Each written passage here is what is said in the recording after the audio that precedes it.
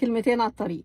العلاقات في العموم والعلاقات بين الأزواج والأصحاب بالخصوص بتمر ب5 مراحل. والغريب بقى إنه ناس كتيرة، غالبية الناس بتيجي عند المرحلة التانية ومش بتقدر تتخطاها.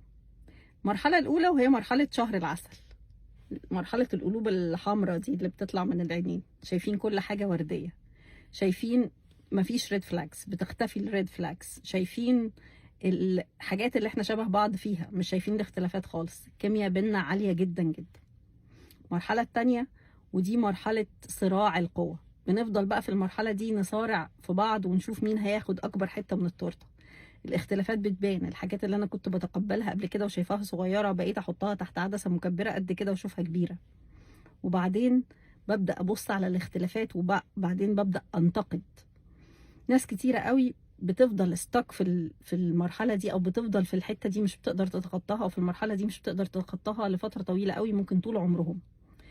وناس تانية بتفضل إنها تنسحب وتنفصل وتروح تبدأ المرحلة الأولى مع حد جديد. المرحلة الثالثة وهي مرحلة التقبل. المرحلة دي اللي أنا بأدرك فيها إن الطرف الآخر مش هيتغير خالص، لأنه تغير الطباع أو إن شخص يغير من طبعه دي حاجة صعبة جدا، مش حاجة سهلة يعني. أنا بأدرك إن هو مش هيتغير ومع ذلك أنا بحبه، فببدأ أتكيف معاه. ناس كتيرة برضو بتيجي عند المرحلة الثالثة وما بتقدرش تتخطاها، وناس كتيرة بتيجي عند المرحلة الثالثة وتفضل إنها تبدأ من أول وجديد. المرحلة الرابعة وهي مرحلة الالتزام الحقيقي. المرحلة دي اللي بندرك فيها إحنا الاتنين إن إحنا بنبني علاقة للمستقبل، كل واحد فينا بيوصل مع نفسه ومع الآخر لنقطة في النص، compromising أو الحلول الوسط. المرحلة الأخيرة وهي المرحلة الخامسة، ودي مرحلة مهمة جدا، لأنه المرحلة دي إحنا مش بنختار بعض بالعاطفة بس، احنا بنختار بعض بالعاطفة وبنختار بعض بالتفاصيل، لأننا احنا بندرك إنه احنا بنفهم بعض أكتر ما بنفهم الآخر، بنفهم بعض أكتر ما بنفهم نفسنا، بنختار بعض في كل تفصيلة في الحياة.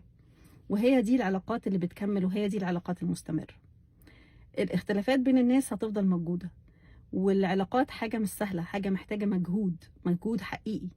فلو عندك حد أو عندك حد، صديق بقى، زوج، شريك، زميل بتحبه بس هو مختلف عنك، يبقى محتاج تبذل عشانه شوية مجهود.